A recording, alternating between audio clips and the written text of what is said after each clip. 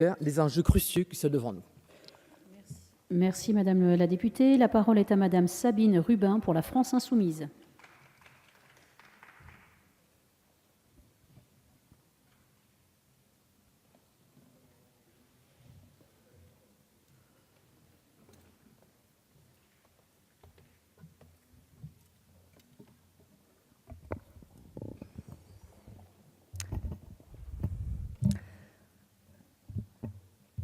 Madame la présidente, monsieur le ministre, mesdames et messieurs les rapporteurs, chers collègues, vendredi dernier, j'intervenais ici même pour exposer les raisons de mon désaccord avec le budget de l'enseignement supérieur, de la recherche et de l'innovation.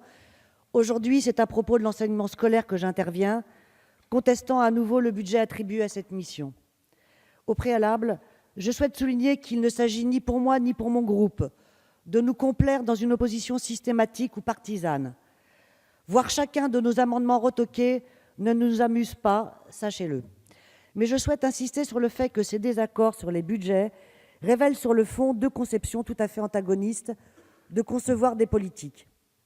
La première, la vôtre, consiste à déterminer des priorités d'action en fonction d'un budget déjà scellé et soumis à une cure d'austérité. La seconde conception, la nôtre, consiste à affirmer que la formation de la jeunesse est la priorité des priorités. À partir de là, nous trouvons les moyens de satisfaire cette priorité, mettant en œuvre une politique générale de relance, d'ailleurs vivement recommandée par le FMI. De ce fait, monsieur le ministre, et comme je l'avais déjà évoqué en commission, ce cadre austéritaire auquel vous souscrivez vous amène à déshabiller Paul pour habiller Pierre. Bien entendu, nous saluons votre action quand il s'agit d'assurer des classes de 12 élèves dans les REP+, de mieux accompagner des scolaires en situation de handicap grâce au maintien des contrats aidés qui seront formés, de réintroduire des classes bilingues, etc. Mais vous n'apportez aucune réponse sur des sujets aussi fondamentaux que les remplacements et le rôle des listes complémentaires pour y répondre de manière convenable. Le problème des contractuels dans le primaire, mais aussi dans le secondaire. Là, on connaît des situations véritablement rocambolesques. Comme le dénonçait un reportage d'Envoyé spécial, de 25 000 contractuels sont recrutés chaque année pour 1 500 € par mois, sans avoir non seulement la formation d'enseignant, mais même la connaissance la plus élémentaire de la discipline enseignée. Monsieur le ministre, comment envisagez-vous répondre à cette pénurie? Autre problème chronique, les classes surchargées. Au lycée Jean-Renoir de Bondy, où j'intervenais récemment, les classes de terminale ne comprennent pas moins de 35 élèves. Une manière probablement de les préparer aux cours en amphithéâtre à l'université, me direz-vous. Enfin, permettez-moi de signaler les collectivités territoriales qui participent jusqu'à 20% du budget de l'éducation et à qui vous demandez déjà tant.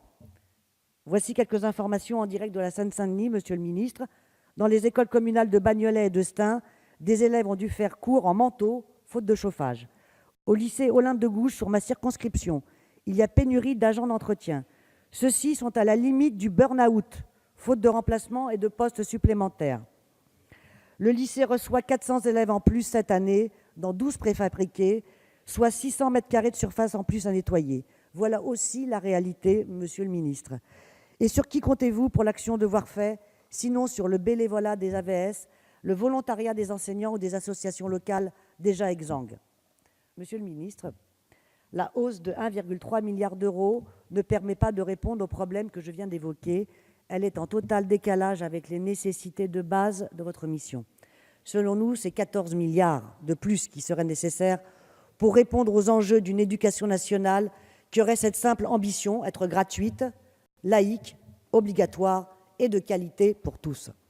Concernant la gratuité, nous avons donc demandé des rapports d'information. D'une part, sur le coût de la mise en place de cantines scolaires bio et à circuit court, manière de lutter contre les inégalités qui se retrouvent aussi dans l'assiette. D'autre part, un rapport sur le coût des fournitures scolaires et plus particulièrement celle des filières professionnelles. À propos de la laïcité, nous remettons en cause l'augmentation du budget réservé aux écoles privées. Certes, le sujet reste plus que jamais sensible. Mais nous savons que la demande grandissante des parents pour le privé n'est pas tant la recherche d'un enseignement à caractère religieux que celle d'un enseignement de qualité. Or, nous nous opposons à cette tendance à privatiser le service public sous prétexte de ses défaillances. Il s'agit d'une technique de privatisation très bien décrite par Noam Chomsky d'ailleurs. Pour privatiser un service public, commencer par baisser son financement, il ne fonctionnera plus. Les gens s'énerveront et voudront autre chose. Par ailleurs, nos enfants ne sont pas des parts de marché. C'est pourquoi nous refusons les partenariats que l'éducation nationale construit avec des multinationales comme Microsoft, en situation de quasi-monopole. Enfin, nous militons pour une école obligatoire de 3 à 18 ans au regard des exigences actuelles de qualification. Une école de qualité impliquant un personnel qualifié et valorisé. Cela passe par la titularisation et la formation des précaires, ainsi que la valorisation de l'ensemble de la profession. Voilà, Monsieur le Ministre, pour toutes ces raisons, nous nous opposerons cette fois encore à ce budget. Je vous remercie. Merci.